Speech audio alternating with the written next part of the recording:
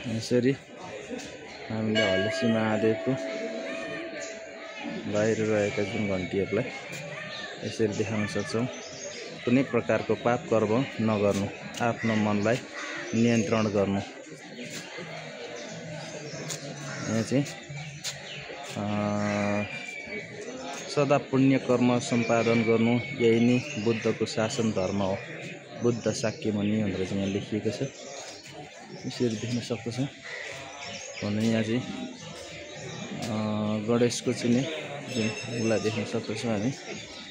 यसरी रहेको यसरी चाहिँ देख्न सक्छौँ। जुन गुम्बा हो, गुम्बालाई हामी यसरी देख्न सक्छौँ। भने यहाँ चाहिँ भक्तजनहरूलाई यहाँ चाहिँ हामी यसरी देख्न सक्छौँ। जुन मालाहरू, एकछिन पसलहरू, फुलहरू भएको जुन यो दृश्यहरूलाई हामी यसरी देख्न सक्छौँ।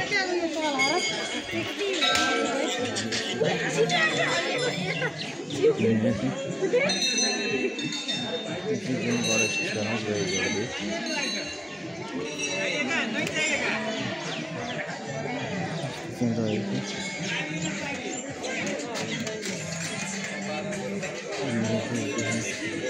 सक्छौँ। यो चाहिँ